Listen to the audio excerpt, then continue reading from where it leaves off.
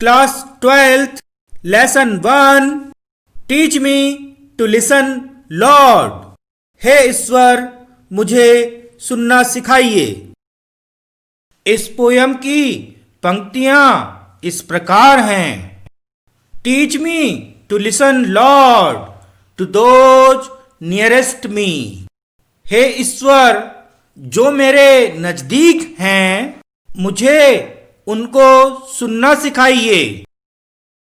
My family, my friends, my co-workers, help me to be aware that मेरे परिवार, मेरे मित्र और मेरे साथ कार्य करने वाले लोगों के प्रति जागरूक बनने में मेरी सहायता कीजिए। No matter what words I hear, the message is accept the person I am. Listen to me. जो कुछ भी मैं सुनूं, उससे एक ही संदेश मिले। मैं जैसा भी हूं, मुझे स्वीकार करो, मुझे सुनो। Stanza 2. Teach me to listen, Lord, to those far from me. Teach me to listen, Lord, to those far from me. हे ईश्वर, जो मुझसे बहुत दूर हैं, मुझे उनको सुनना सिखाइए। हे ईश्वर, जो मुझसे बहुत दूर हैं, मुझे उनको सुनना सिखाइए। The whisper of the hopeless, the plea of the forgotten, the cry of the anguished.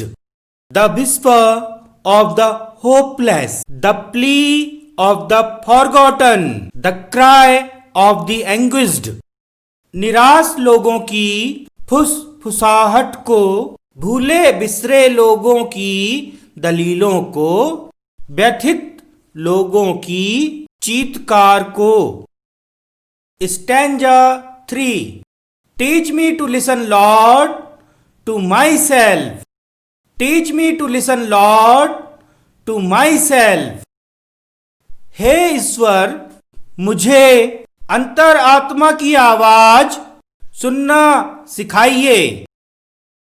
हे ईश्वर, मुझे अंतर आत्मा की आवाज सुनना सिखाइए।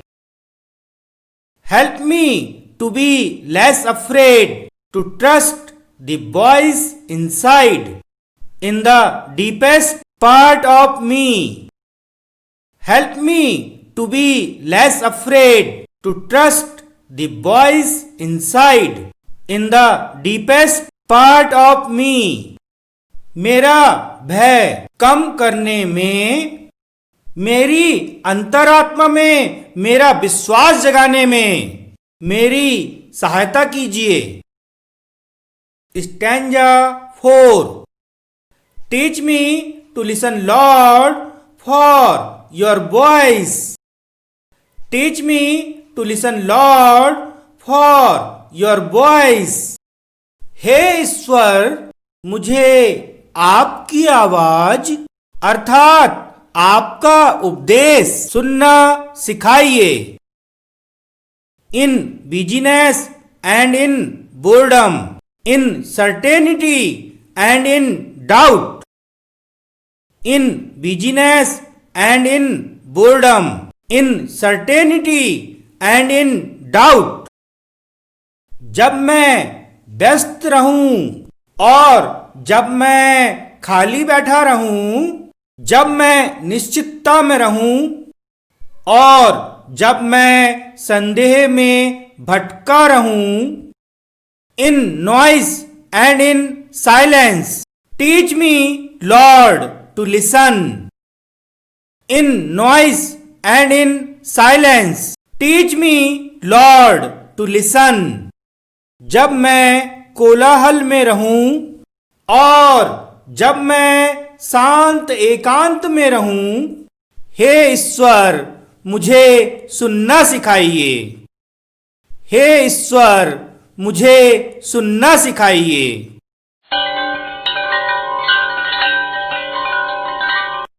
इस कविता के रचनाकार अज्ञात हैं। यह कविता वर्तमान समय की आवश्यकता के अनुरूप लिखी गई है। वर्तमान समय में इस बात की अत्यंत आवश्यकता है कि हम सभी की बातों को ध्यानपूर्वक सुनें।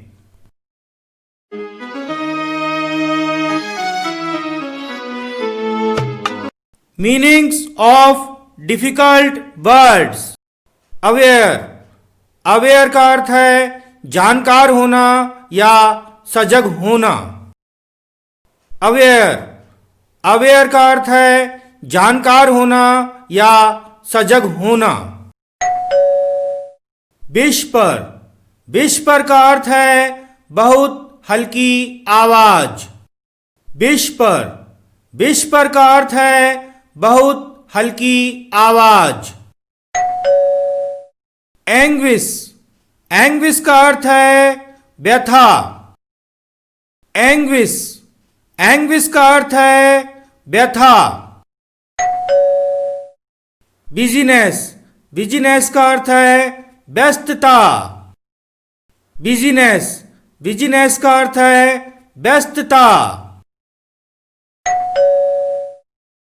बॉर्डम, बॉर्डम का अर्थ है ऊब। बॉर्डम, बॉर्डम का अर्थ है ऊब। मैटर, मैटर का अर्थ है मामला या बात। मैटर, मैटर का अर्थ है मामला या बात।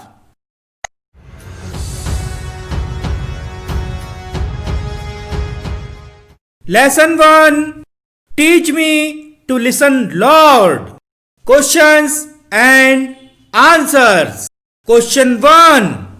What message do those who are our nearest give us?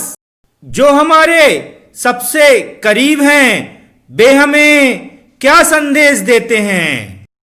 Answer. They give the message that they must be listened and must be accepted as they are. They give the message that they must be listened and must be accepted as they are. वे यह संदेश देते हैं कि उन्हें सुना जाए तथा वे जैसे भी हैं वैसे ही उन्हें स्वीकार किया जाए। Question 2. Who are the people far from us? Who are the people far from us? वे कौन लोग हैं जो हमसे बहुत दूर हैं? Answer. These are people who have no ray of hope in their life, who are forgotten by society and who are suffering a great deal. ये ऐसे लोग हैं जिनके जीवन में आशा की कोई किरण शेष नहीं बची है, जिन्हें समाज भूल चुका है तथा जो अत्यधिक दुख भोग रहे हैं। इस आंसर में वीआईपी स्पेलिंग है फॉरगॉटन और सफरिंग। फॉरगॉटन में टी डबल है, सफरिंग में एफ डबल है। Question 3. Whom does the poet wish to trust? Whom does the poet wish to trust? कवि किस पर विश्वास करने को कहता है? Answer. The poet wants us to trust our inner voice. The poet wants us to trust our inner voice. कवि हमें अंतरात्मा की आवाज पर विश्वास करने को कहता है। Question 4. When does the poet wish to listen to the voice of God? Question 4. When does the poet wish to listen to the voice of God? कभी कब ईश्वर की आवाज को ध्यानपूर्वक सुनने के लिए कहता है? Answer.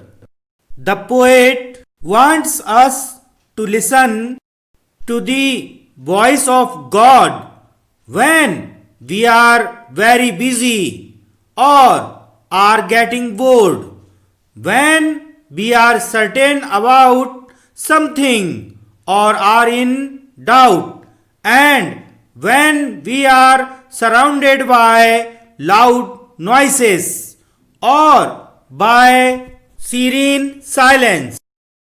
कभी चाहता है कि हम ईश्वर की आवाज उस समय सुने जब हम अत्यधिक व्यस्त हों या जब उबासी की दशा में हों, जब हम किसी के बारे में निश्चयात्मक मुद्रा में हों या जब हम शंकास्पद अवस्था में हों और जब हम कोलाहल पूर्ण वातावरण में हो या प्रशांत शांत वातावरण में.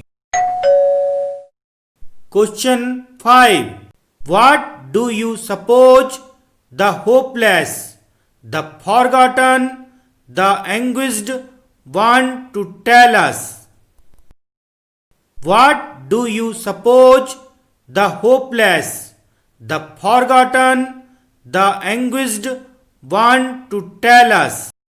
जो निराश हैं, समाज द्वारा विस्मृत तथा अत्यधिक दुखी हैं, ऐसे लोग हमसे क्या कहना चाहते हैं?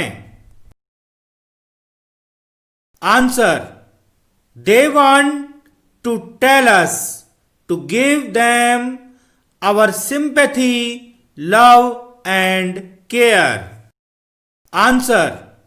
They want to tell us to give them our sympathy, love and care.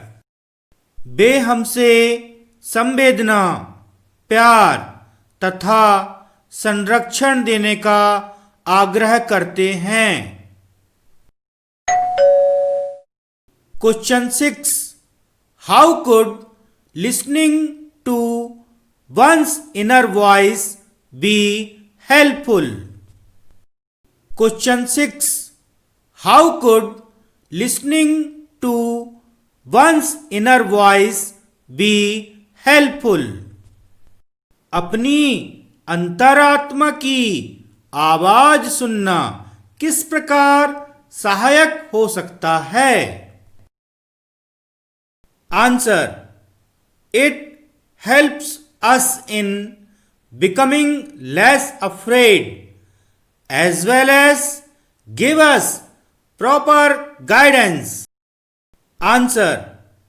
It helps us in becoming less afraid as well as give us proper guidance. यह हमें कम भयभीत होने में मदद करता है तथा हमारा सही मार्गदर्शन करता है. Question 7. What is the overall mood of the poem? Question 7. What is the overall mood of the poem? कविता की व्यापक मनोदशा क्या है?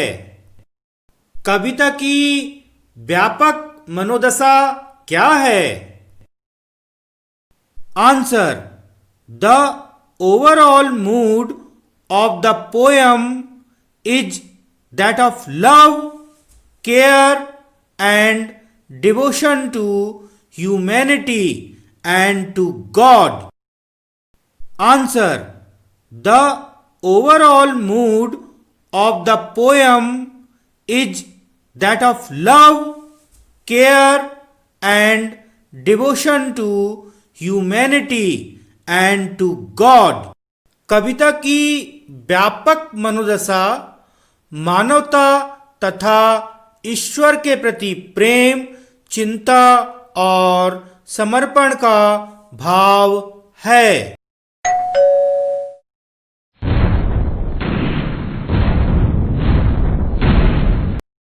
Best of luck. आप सभी को अध्ययन के लिए बहुत बहुत शुभकामनाएं। इस वीडियो के डिस्क्रिप्शन बॉक्स में कक्षा 12वीं के लिए उपयोगी अन्य वीडियो के लिंक दिए गए हैं।